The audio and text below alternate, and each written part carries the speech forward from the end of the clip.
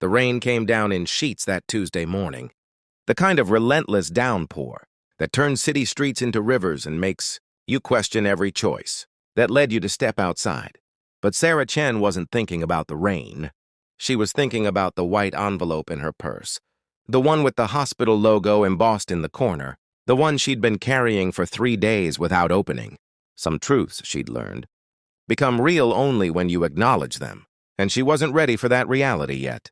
She clutched her coffee, her third of the morning, and watched the steam rise and dissipate against the cafe window. Outside, people rushed past with newspapers over their heads, briefcases held like shields against the storm. Everyone moving, always moving, toward something or away from something else. Sarah wondered if any of them carried envelopes they couldn't open, secrets that sat heavy in their hearts. The cafe door chimed and a woman stumbled in, soaked to the bone. Her clothes hung like wet rags, her hair plastered to her face in dark streaks. But it wasn't the rain that made Sarah's breath catch. It was the girl. A child, no more than 7 or 8, pressed against the woman's side, shivering violently in a thin jacket that had long since given up any pretense of warmth. Sarah watched as the barista, a college kid with kind eyes and a name tag that read Miguel, approached them. The woman was crying now, quiet tears that mixed with the rainwater on her cheeks. Sarah couldn't hear the words, but she saw Miguel's face soften, saw him nod, saw him disappear into the back. Something in Sarah's chest cracked open. Maybe it was the way the little girl stood so still, so accepting of her circumstances. Maybe it was the mother's quiet desperation, the kind that comes when you've run out of options and pride is a luxury you can no longer afford. Or maybe it was the envelope in Sarah's purse, reminding her that time was the most precious thing any of us had, and how we spent it mattered more than anything else. Sarah stood before she realized she was moving. Her legs carried her across the cafe, past the other customers who were pointedly not looking at the bedraggled pair, past the comfortable middle ground of pretending not to see suffering, when it stood right in front of you. "Excuse me?" Sarah heard herself say. Up close, she could see the circles under the woman's eyes, the way her hands trembled. "I'm sorry to intrude, but would you and your daughter like to sit with me? I have a table by the heater." The woman's eyes widened, a mixture of surprise and something that looked like shame. "We're fine, thank you. We're waiting for the rain to stop." "The weather report says it won't let up for hours," Sarah said gently. "Please, I could use the company, honestly. It's depressing drinking coffee alone in weather like this." Miguel returned then with 2 steaming cups of hot chocolate, the kind topped with whipped cream and a sprinkle of cinnamon. "On the house," he said quietly, pressing them into the woman's hands before she could protest. His eyes met Sarah's over the woman's head, and something passed between them, an understanding, maybe, or a shared recognition of what mattered. 20 minutes later, Sarah knew their story. The woman's name was Jennifer, and the little girl was Emma. They'd been staying at a shelter across town, but Jennifer had a job interview that morning, her first real opportunity in months, and they'd taken 2 buses to get there, only to find the office closed due to flooding. The return bus fare she'd borrowed from a friend was now useless, spent on a journey to nowhere.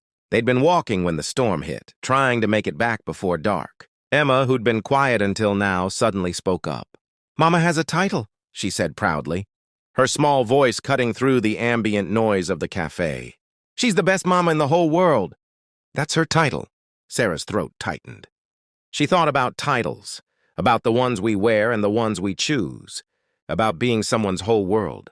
She thought about the envelope in her purse. "You know what?" Sarah said, pulling out her phone. "I think every best mama in the world deserves more than waiting out a storm. My friend Carla runs a boutique hotel downtown. Let me call her." "No, please," Jennifer started, but Sarah was already dialing. What happened next felt like watching dominoes fall in the best possible way. Carla had a room. She always seemed to have a room when it truly mattered. But more than that, she mentioned that the hotel's housekeeping manager had just quit. And were they interested? Jennifer's eyes filled with tears again, but these were different. Sarah didn't stop there. She couldn't. It was like a dam had broken inside her, and all the love she'd been hoarding, all the kindness she'd been saving for some future day that might never come, was pouring out. She called her dentist friend about Emma's obvious toothache. She called her hairdresser, who had a daughter Emma's age and boxes of outgrown clothes in her garage.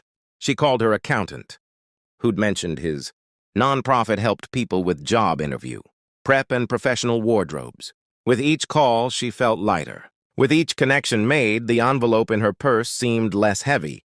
Miguel brought them sandwiches, refusing payment. A regular customer overheard and pressed grocery store gift cards into Jennifer's hands. Another woman, sitting in the corner with her laptop, quietly paid for a month of bus passes. It was as if Sarah's choice to see, to act, to care, had given everyone else permission to do the same. "Why are you doing this?" Jennifer finally asked, her voice barely a whisper. "You don't even know us." Sarah was quiet for a moment, her fingers finding the envelope in her purse. She'd carried it for 3 days. This diagnosis, this countdown, this reminder that life was both more fragile and more precious than she'd ever understood. "6 months ago, my husband died," Sarah said softly. "Heart attack." He was 43. We'd spent so much time planning for the future, saving money, waiting for the right moment to travel, to volunteer, to do all the things we said we'd do someday, and then someday never came. She pulled out the envelope, turned it over in her hands. "This is from my doctor. I've known for 3 days that I need to open it, but I've been terrified, because what if it's something bad? What if my someday is running out too?" Emma reached across the table and put her small hand on Sarah's. "You should open it," she said, with the simple wisdom of children. "My teacher says that being brave isn't about not being scared. It's about doing things even when you are scared." Sarah looked at this little girl, who'd been cold and hungry and scared herself just an hour ago, and who was now offering comfort to a stranger. She thought about titles, about who we are when everything else is stripped away, about being titled brave or kind or simply human. She opened the envelope. The words swam before her eyes at first. Test results, abnormal cells. Follow-up needed. But then benign. Likely benign. Monitoring recommended, but prognosis excellent. She started laughing and crying at the same time. The relief so overwhelming it felt like being reborn. But mixed with the relief was something else, a profound gratitude not just for more time, but for this moment, for having chosen to be here, to see, to help, to connect. "It's good news," she managed to say. "It's going to be okay." Jennifer reached over and squeezed her hand. And in that squeeze was everything. Shared joy, shared relief, shared understanding of how quickly life can change and how much we need each other. 3 months later, Sarah stood in the lobby of Carla's hotel, watching as Jennifer, now the assistant housekeeping manager, directed her team with quiet confidence. Emma was in school, thriving, her toothache long since fixed, her smile bright and frequent. But the ripples had spread farther than Sarah ever imagined. Miguel had started a community fund at the cafe, matching customer donations to help people in crisis. The laptop woman had launched a nonprofit connecting homeless, families with housing and job opportunities. The grocery gift card regular now volunteered at the shelter where Jennifer and Emma had stayed. And Sarah, she'd quit her corporate job and now worked with Jennifer's nonprofit. Her title a simple one, Human Connection Coordinator. Her job was to see people, really see them, and help others do the same.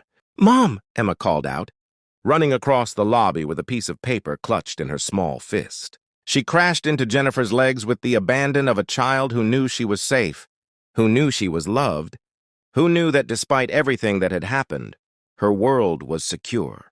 "What is it, baby?" Jennifer asked, smoothing back Emma's hair. "We had to write about heroes in school," Emma said breathlessly. She held up the paper on which she'd drawn 3 figures holding hands. "This is you and Miss Sarah and me. The teacher said to give our heroes a title. So I titled you The Ones Who Saw, because you saw that we needed help. And Miss Sarah saw you. And now we help other people see." Sarah felt tears prick her eyes. The Ones Who Saw. It was the simplest title and yet the most profound. In a world where it was so easy to look away, to walk past, to stay comfortable in our own struggles, the choice to truly see someone else, to recognize their humanity, their worth, their story, was revolutionary. She thought about that rainy Tuesday morning, about the envelope she'd almost been too afraid to open, about the mother and daughter she could have ignored.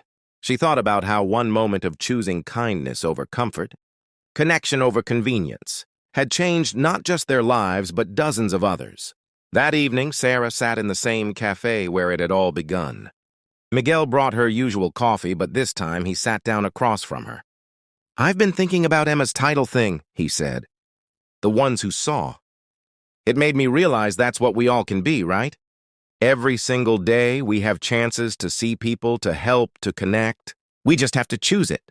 We just have to choose it, Sarah repeated, the words settling into her like truth. She looked around the cafe at all the people bent over their phones and laptops, at the ones rushing in for coffee to go, at the complex, beautiful, struggling humanity all around her. Tomorrow she would see them, really see them, and maybe, just maybe, someone else would see her, and someone else would see them, and on in an endless chain of recognition and grace. Because in the end, that was the greatest title anyone could hold, one who sees, one who cares, one who acts, one who reminds us all that we're human, that we're connected, that we matter to each other in ways both small and transformative. The rain had stopped weeks ago, but Sarah still carried an umbrella everywhere she went. Not for herself, but just in case someone needed shelter, just in case someone needed to be seen. And she never walked past anyone without looking them in the eye, without offering a smile, without remembering that every person was someone's whole world. And every one of us carried envelopes we were afraid to open. We all deserved a title. We all deserved to be seen. We all deserved kindness. And it started with choosing every single day to be the one who sees.